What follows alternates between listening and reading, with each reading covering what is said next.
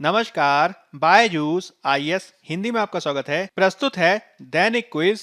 पहला प्रश्न आपके समक्ष है। स्टार्टअप ग्राम उद्यमिता कार्यक्रम के संदर्भ में निम्नलिखित कथनों में से कौन सा से सही है या है? यह पंचायती राज मंत्रालय के दीनदयाल अंत्योदय योजना राष्ट्रीय ग्रामीण आजीविका मिशन का एक उप घटक है। कोई भी ग्रामीण गरीब जो उद्यमी और आत्मनिर्भर बनने का इच्छुक है, इस कार्यक्रम का हिस्सा बनने के लिए पात्र है। आपको बताना है केवल एक, केवल दो, दोनों या इनमें से कोई भी नहीं। किन कथनों को आप सही मानेंगे? तो स्टार्टअप ग्राम उद्यमिता कार्यक्रम, जिसे शॉर्ट में SVEP स्टार्टअप विलेज एंटरप्रेन्योरशिप कार्यक्रम के रूप में जाना जाता है, वह है ग्रामीण विकास मंत्रालय के दीनदयाल अंत्योदय योजना राष्ट्रीय ग्रामीण आजीविका मिशन का एक उप घटक है। यानी यह पंचायती राज मंत्रालय के तहत नहीं आता है, अपितु ग्रामीण विकास मंत्रालय के तहत आता है। मुख्य रूप से इसके माध्यम से स्थानीय उद्यमों को स्थापित करने के संदर्भ में ग्रामीण क्षेत्रों में उद्यमियों का समर्थन करने के लिए इस योजना को बनाया गया है, जिसका दीर्घकालिक उद्देश्य 1 करोड़ ग्राम उद्यमों को स्टार्टअप के लिए सहायता प्रदान करना और 2 करोड़ लोगों को प्रत्यक्ष रोजगार प्रदान करना है। यानी पहला जो हमारा कथन है वह सही नहीं है, दूसरा वाला जो हमारा कथन है वह सही है, और इस रूप में हमारा उत्तर हो जाएगा बी, केवल 2। इसके माध्यम से ग्रामीण क्षेत्रों में गरीबी से बाहर आने के लिए ग्रामीण गरीबों को समर्थन देने का लक्ष्य रखा गया है। साथ ही साथ उद्यमों को स्थापित करने और उनके स्थिर होने तक सहायता प्रदान करने के लिए भी लोगों को समर्थन दिया जाने वाला है। इसमें उद्यमों को बढ़ावा देने के लिए स्थायी सामुदायिक संवर्ग बनाना भी एक महत्वपूर्ण उद्देश्य है, जो आपको इस कार्यक्रम के संदर्भ में समझने की आवश्यकता है। आज के पत्र सूचना कार्यालय में इससे संबंधित खबर प्रकाशित हुई है, जिससे यह महत्वपूर्ण हो जाता है। अगला प्रश्न आपके समक्ष है। भारतीय भूवैज्ञानिक सर्वेक्षण के संदर्भ में निम्नलिखित कथनों पर विचार कीजिए। इसका मुख्यालय मुंबई में है। यह खान मंत्रालय का एक संलग्न कार्यालय है। भारतीय भूवैज्ञानिक सर्वेक्षण भारतीय क्षेत्र में गिरने या पाए वाले सभी उल्कापिंडों का एकमात्र संरक्षक है। आपको बताना है कौन सा कथन सही है अथवा है। केवल 1 और 2, केवल 2 और 3, केवल 1 और 3 कि 1, 2 और 3। तो भारतीय भूवैज्ञानिक सर्वेक्षण, जिसे अंग्रेजी में geological survey of India GSI के रूप में जाना जाता है, इसकी स्थापना मूल रूप से 1851 में रेलवे के लिए कोयला भंडार खोजने के लिए की गई थी। हालांकि इन वर्षों में यह न केवल जियोलॉजी यानी भूविज्ञान की एक महत्वपूर्ण जानकारी के भंडार वाले केंद्र के रूप में विकसित हुआ है, अपितु इसने अंतरराष्ट्रीय ख्याति भी प्राप्त की है। मुख्य रूप से यह राष्ट्रीय भूवैज्ञानिक सूचना और खनिज संसाधन मूल्यांकन के निर्माण और अद्यतन से संबंधित है, जिसका मुख्यालय मुंबई में न होकर कोलकाता में है। यानी पहला वाला जो कथन है वो हमारा गलत है।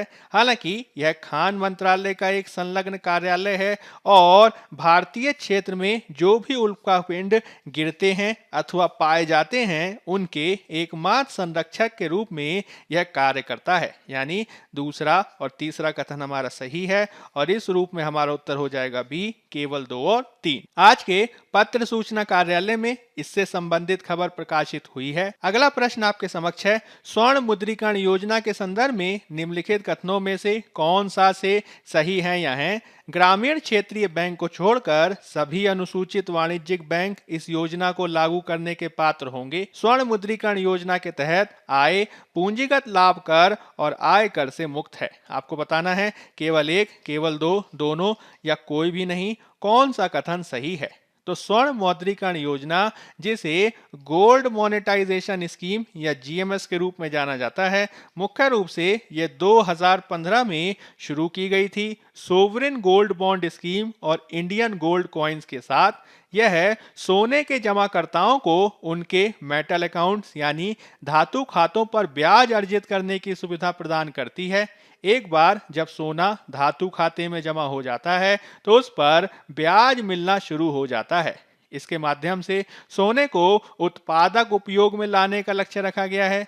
लंबे समय में घरेलू मांग को पूरा करने के साथ ही सोने के आयात पर जो देश की निर्भरता है उसको कम करके चालू खाता घाटे को कम करने और देश में घरों और संस्थाओं द्वारा रखे गए सोने को जुटाने का लक्ष्य रखा गया है, जिसके तहत क्षेत्रीय ग्रामीण बैंक को छोड़कर सभी अनुसूचित वाणिज्यिक बैंक इसको लागू कर सकते हैं और इसके तहत जो आय होती है वह पूंजीगत लाभ कर और आय कर से मुक्त होती है। यानी दोनों के दोनों कथन हमारे सही हैं और उत्तर हो जाएगा हमारा सी, दोनों। आज के पत्र सूचना कार्यालय में इससे संबंधित खबर प्रकाशित हुई है। अगला प्रश्न आपके समक्ष है, पीसफुल मिशन अभ्यास किसके द्वारा आयोजित एक संयुक्त सैन्य अभ्यास है? बिम्स्टेक, राष्ट्रमंडल देश, नाटो की संघाई सहयोग संगठन? तो पीसफुल मिशन अभ्यास, यह अभ्यास रूस में ऑरेनबर्ग क्षेत्र में संघाई सहयोग संगठन यानी एससीओ के सदस्य देशों के बीच आयोजित किया जा रहा है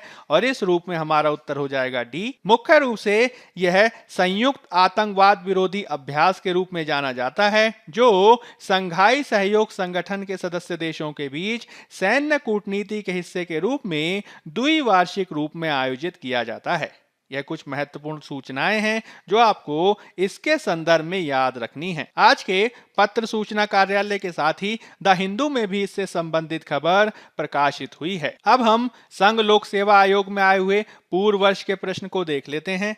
निम्नलिखित में से किसने अप्रैल 1930 में नमक कानून तोड़ने के लिए तंजौर तट पर एक अभियान संगठित किया था? वीओ चिदम्बरम पिल्लई, सी राजगोपालाचारी, के कामराज की एनी बेसेंट? तो इसके संदर्भ में आपको ध्यान रखना है कि गांधी जी द्वारा 1930 में सविनय अवज्ञा आंदोलन चलाया गया था, जिसके तहत उनके द्वारा राष्ट्रीय स्तर पर नमक कानून का उल्लंघन करने के लिए डांडी मार्च का आयोजन किया गया था। इसी डांडी मार्च के ढांचे पर देश के अन्य भागों में भी इसी प्रकार की मार्च को आयोजित किया गया, जिसमें दक्षिण भारत का वेदारण्यम मार्च, जिसे वेदारण्यम सत्याग्रह भी कहा जाता है, वह सबसे ज्यादा महत्वपूर्ण है। इसके तहत 13 अप्रैल 1930 को तिरुचिरापल्ली में शुरू होकर तंजौर जिले के एक छोटे से तटीय शहर वेदारण्यम में एक 240 किलोमीटर का लंबा मार्च आयोजित किया गया था, जिसके माध्यम से समुद्र से सीधे नमक इकट्ठा करके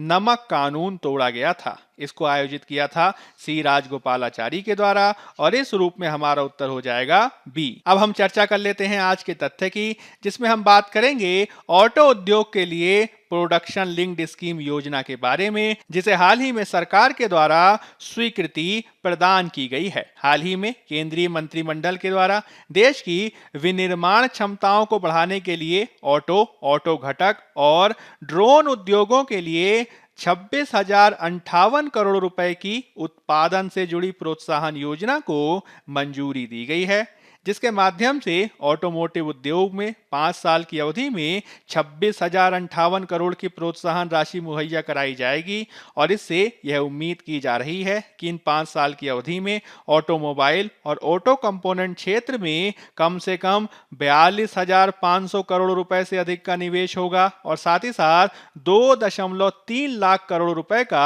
वृद्धिशील उत्पादन हो सकता है। इससे यह भी उम्मीद की जा रही है कि इस क्षेत्र में लगभग कम से कम 7.5 लाख से अधिक नौकरियों के अतिरिक्त रोजगार अवसर पैदा होंगे और इसके माध्यम से मौजूदा ऑटोमोटिव कंपनियों के साथ ही ऐसे नए निवेशकों को भी आमंत्रित किया गया है जो वर्तमान में ऑटोमोबाइल या फिर ऑटो कंपोनेंट निर्माण व्यवसाय में कार्यरत नहीं है।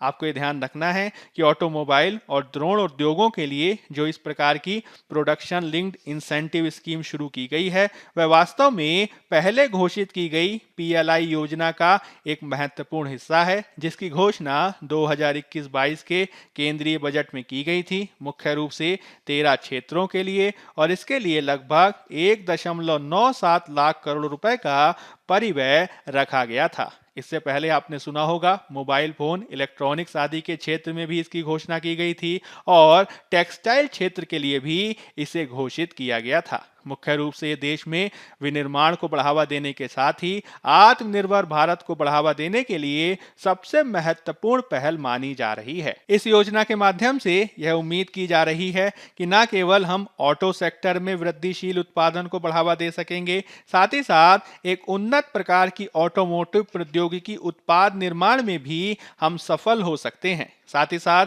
जो हम ऑटोमोबाइल क्षेत्र में जो एक प्रकार की अक्षमताओं को देख रहे हैं उसको दूर करने में मदद की जा सकती है और स्वदेशी वैश्विक आपूर्ति श्रृंखला में भी नए निवेश को आमंत्रित किया जा सकता है। मुख्य रूप से इसमें दो प्रकार के घटक हैं, जिसमें चैंपियन ओईएम प्रोत्साहन योजना और कंपोनेंट चैंपियन इंसेंटिव स्कीम महत्वपूर्ण है, जिसमें चैंपियन प्रोत्साहन योजना मुख्य रूप से बैटरी इलेक्ट्रिक वाहनों के साथ साथ सभी खंडों के हाइड्रोजन सेल ईंधन वाहनों पर लागू होती है और दूसरी तरफ कंपोनेंट चैंपियन इंसेंटिव स्कीम दो पहिया वाहन, तिपहिया वाहन के साथ ही वाणिज्यिक वाहनों, पैसेंजर व्हीकल और ट्रैक्टर आदि पर लागू होती है। मुख्य रूप से इसको बिक्री मूल्य से जोड़ा गया है, जिसके तहत जितनी ज्यादा बिक्री होगी उतना ही ज्यादा उत्पादक को लाभ देने का लक्ष्य रखा गया है। बायजूस आईएएस हिंदी के आज के अंक में फिलहाल इतना ही। धन्यवाद।